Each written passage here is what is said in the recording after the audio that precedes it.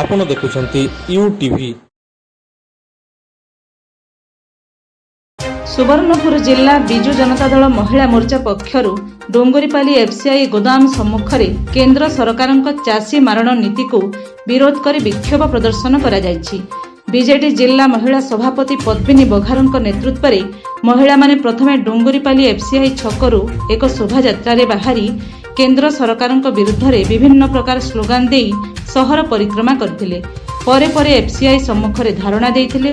एही धारणा रे जिला बीजेडी सभापति सरोज कंप, जिला उपसभापति रमेश पुजारी, बिनका ब्लॉक अध्यक्ष अशोक नंद, डोंगरीपाली ब्लॉक अध्यक्ष मकरध्वज साहू समेत जिला बीजेडी युव मोर्चा छात्र संघ सहित शताधिक कर्मी सामिल होइथिले। चाषी मानक समस्या समाधान नहेले आगामी दिन में आंदोलन भयावह हेबो बोली चेतावनी देइछन्ति बीजेडी कर्मी माने।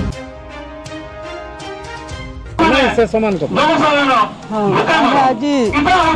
केंद्र सरकार विरोध में कृषि मान लगे आम आंदोलन कर कि कृषि चाषी मान को केंद्र सरकार सब बेले अवहेला कर आमर जेन चाषी मान पैसा जेन बाकी रही जेन 10 लाख मेट्रिक टन चाउल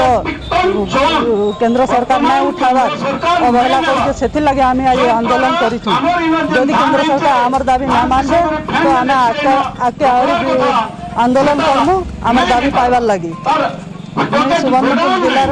महिला सभापति पद्मिनी बघार। देखु केंद्र सरकार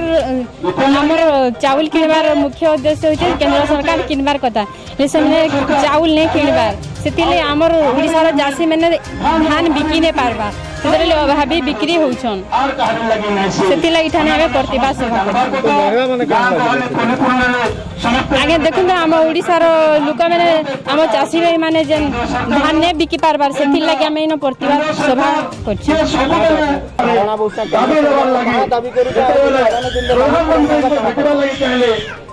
आज विशेषकर केंद्र सरकार कृषि मारण नीति करुछन के बेसिकरी अवहेला कर ओडिशार कृषक मान से लगे विक्षोभ दिया ओडिशार उत्पादन होजे आपण जानिथे आम माननीय मुख्यमंत्री नवीन पट्टनायक ओडिशार जलसेचन सुविधा करिछन जार फल कि वर्ष के वर्ष उत्पादन बढ़ी चलीजे। गत वर्ष आप जानते बम्फर क्रप होता समग्र ओडिशा रे बहुत गुड़े उत्पादन होता किंतु केंद्र सरकार नेबार लगी आम संघीय व्यवस्था जेनटा अच्छे जे जहाँ राज्य उत्पादन करवा केंद्र सरकार से नेबार कथा किंतु नरेंद्र मोदी सरकार गत वर्ष आप जानते 6,700 कोटी टंका बकाया रखीछन हाराहारी 7,000 मेट्रिक टन चाउल ओडिशार नहीं उठाबार जार द्वारा कि ओडिशा राज्य सरकार एवं असुविधा पड़ुन और चाषी मैंने अभावी बिक्री सामना होचन। तो इतार प्रतिवाद रे समग्र ओडिशा रे आज आम माननीय मुख्यमंत्री निर्देश क्रमे विक्षोभ समावेश करा महिला मान द्वारा एवं जदि केंद्र सरकार यहाँ नहीं मानबे ताहले आगामी दिन में निश्चित भाव में आहरी उग्र रूप धारण करवा विक्षोभ एवं समस्ते चाषी मैंने निश्चित भाव में तांकर जेन हक के पाइबार लगे दाबी कर आसबे। प्रकृत रे देखुन केंद्र सरकार अपारगता लगी बोलिक आज जेन धान गिना आज जेन माने चाषी मानकर एते परिश्रम कर धान चाष करुचन किंतु धान ठीक हिसाब से बिकी नहीं पारबार किंतु इतार प्रति से निजे केंद्र सरकार तार कर्मी माने तार माने नेता माने समस्ते आसिकरी आमर बिजु जनता दल रो एगेंस्ट प्रतिवाद करुचन। इटा निश्चित भाव ताल बीजेपी दल रो लई गुटे लज्जाजनक कथा आउ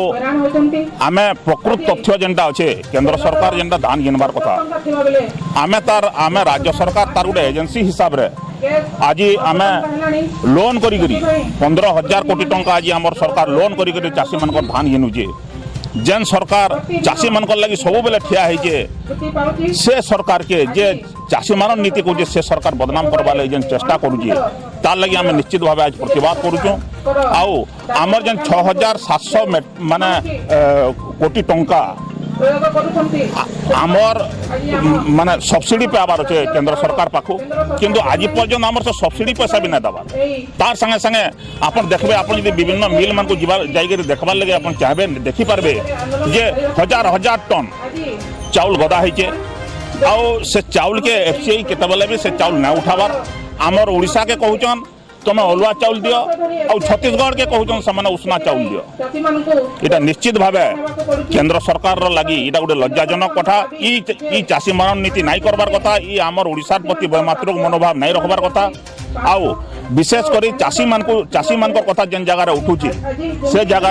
राजनीति ऊर्ध्व के आसिक आम इतार समाधान करबार कथा।